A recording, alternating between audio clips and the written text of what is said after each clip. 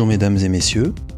Suite à un commentaire sous la vidéo vous prévenant que je pars en vacances, Fanny Rowe m'a gentiment demandé si je pouvais parler un petit peu des stylos que j'avais amenés pendant ces vacances. Alors, même si ce n'est pas une vidéo que je souhaite reproduire à chaque fois que je pars en vacances, je n'estime pas que ce soit suffisamment intéressant pour ça, je me suis quand même dit que le faire une fois ne serait tout de même pas totalement inintéressant. Ces derniers temps, quand je pars en vacances, je pars pratiquement toujours avec ce rouleau, ici, un rouleau à stylo, on pourra appeler ça. C'est très pratique, et d'autant plus que ces derniers temps, je voyage beaucoup moins en voiture et bien plus souvent en avion ou en train. Ce type de rouleau est en effet très pratique à glisser dans un sac à dos que vous allez garder avec vous tout le temps, que ce soit dans l'avion ou dans le train. Au niveau du rouleau, cette fois-ci, c'était un petit peu particulier. Je voulais réserver un slot pour emmener un stylo, pas n'importe lequel, c'était le Pilot Custom 743 avec une plume Waverly. Je voulais offrir ce stylo tout simplement à une personne qui avait envie de se remettre à écrire avec un stylo plume. Cette personne est gauchère et n'arrive pas usuellement à utiliser les plumes standards F, M, etc. D'où la plume Waverly. Il y a donc un slot, ici, qui à mon retour est vide et c'est normal. Cette plume a très bien convenu à son nouveau propriétaire. Il reste donc maintenant 3, 6, 7 emplacements. Le 8e est désormais vide, comme je le disais. Très souvent, un des emplacements est dédié à ce qu'on appelle en anglais un inkwell, en français un réservoir d'encre. En résumé, il me faut quelque chose qui me permette d'emporter de l'encre et il faut que ce réservoir d'encre soit sécure, c'est-à-dire que je ne retrouve pas de l'encre partout dans mon sac à dos. Ce réservoir d'encre Pineider est vraiment très pratique et permet d'emporter jusqu'à 10 ml d'encre. Reste désormais 6 slots. Alors, il y a un des slots, ça va être très facile. J'en ai fait la revue il n'y a pas très longtemps. Et ça m'a donné beaucoup envie d'écrire ces derniers temps avec. Du coup, je l'ai emporté. Ce stylo Montblanc qui est ici est donc le Montblanc Bohème dont vous retrouverez la revue sur cette chaîne YouTube. Pour la suite, après, je suis sur des choix plutôt rationnels. Et en particulier, je tenais à vous montrer ce stylo Leonardo. Alors je ne vais pas m'étendre. Je ne vais pas trop vous en parler tout simplement parce que je vais vous proposer la revue de ce stylo-là très prochainement sur la chaîne YouTube.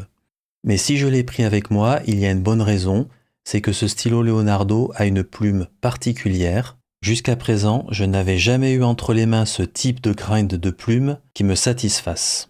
Donc là, je suis parti avec à la fois par plaisir, mais aussi parce que tout simplement je voulais m'entraîner avec cette plume, tout en améliorant la décontraction de mon poignet de ma main. J'ai tenu à prendre en backup du coup un autre stylo dont j'ai fait la revue aussi sur cette chaîne. C'est un stylo fabriqué par l'artisan australien Monsieur Just, plus connu sous Just Turnings. Ce très beau stylo a une plume Sailor Extra Fine, donc une plume qui est vraiment très fine. Vous comprendrez mieux pourquoi j'ai aussi emporté ce stylo-là quand vous verrez la revue de ce stylo-ci. Il est rare que je ne parte pas avec une plume flexible. Et ici, je suis parti avec un stylo Santini, dont j'ai fait la revue, chaussé d'une plume que je qualifierais de... Alors, je vais l'appeler par son nom, Super Flexi. Une plume qui est très bouncy. Si on la pousse pas mal, on pourra avoir du flex. Mais son caractère premier est tout de même plutôt, entre guillemets, soft. Ce Santini modèle Nonagon est vraiment magnifique, en ébonite. Vous trouverez encore une fois la revue de ce stylo sur la chaîne YouTube et cette revue inclut bien entendu la plume Super Flexi. Ensuite, deux modèles de stylos que j'emporte presque toujours avec moi. Là, je ne les ai même pas ancrés. Ça vient du fait que je n'ai pas voyagé en avion, mais je pouvais ici très facilement les ancrer car je vous rappelle que j'avais emmené un inkwell Pineider. Au final, je ne les ai pas utilisés, mais je les emporte presque toujours avec moi, en tous les cas au moins un des deux. C'est d'un côté le Pilot Custom 823 et de l'autre un de mes modèles de chez Visconti Homo Sapiens. Vous pouvez noter ici que si j'avais voyagé en avion, ces deux modèles auraient donc été ancrés tout simplement parce que ce sont des vac fillers.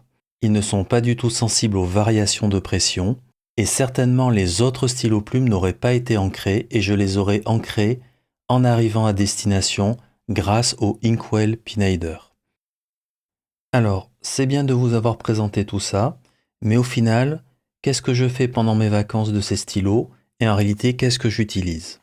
Alors, il s'est trouvé que dans ces vacances, j'ai surtout utilisé ces deux stylos-là pour deux raisons. La première, c'est, comme je vous l'avais dit, j'ai emporté ce stylo-là pour sa plume, parce que je voulais écrire beaucoup avec, parce que je voulais m'entraîner avec, et c'est ce que j'ai fait.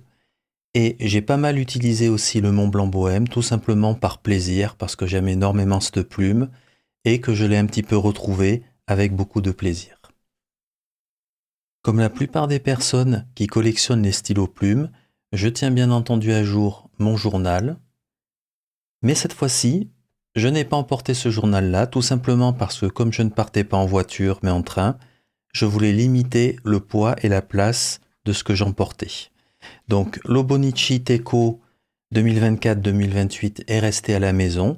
Et puis par ailleurs, un des inconvénients de ce journal est qu'on ne peut écrire que quelques lignes chaque jour et que c'est plutôt un journal qui est fait pour retrouver ce qu'on avait écrit les années auparavant. Cette fois-ci, j'ai emporté deux cahiers. Alors tout simplement un Rhodia 80 GSM comme d'habitude, tout simplement parce que c'est très très pratique comme cahier pour griffonner, pour écrire un petit peu ce qu'on veut, parfois pour dessiner, etc. Et aussi un autre cahier tout à fait standard dont vous voyez la couverture. Alors bien entendu, je ne vais pas vous montrer ce que j'ai écrit, puisque c'est mon journal personnel. Mais par contre, l'avantage d'utiliser un cahier comme ceci est qu'on a beaucoup d'espace pour écrire autant qu'on veut dedans. Et en général, quand je rentre après à la maison, eh bien, je fais un petit résumé de chaque jour dans mon petit écho Hobonichi. Ce résumé est bien entendu limité à 6 lignes par jour. Ainsi, ça me permet de retrouver d'année en année ce que j'avais écrit les années précédentes. Il m'arrive aussi de faire des petits dessins, mais attention, je suis un très mauvais dessinateur. Je n'ai aucune prétention dans ce sujet-là, mais ce qu'il y a d'intéressant de temps en temps pour faire des petits dessins, c'est d'utiliser la plume d'une manière un petit peu différente et de s'y habituer d'une manière un petit peu différente. Et dans le cas présent, j'avais justement amené une plume un peu particulière dans le stylo Leonardo, d'où l'intérêt de m'amuser à faire un ou deux petits dessins. Je vous en mets deux à l'écran pour le fun, mais pitié, pas de commentaires sur mes talents de dessinateur. Merci. Voilà, ici se termine cette vidéo sur mes stylos en vacances. Comme vous pouvez le voir, je ne suis pas du style à vouloir utiliser tous les stylos que j'ai emportés. J'ai beaucoup utilisé le Leonardo avec cette plume particulière. Le Mont Blanc, c'était un pur plaisir. Et même si j'ai moins utilisé le stylo Santini, ça restait un plaisir de l'utiliser de temps en temps. Mes derniers mots seront pour dire, je ne sais pas si cette vidéo était très intéressante et si elle vous a intéressé, mais quoi qu'il en soit, je vous remercie pour votre attention et à bientôt.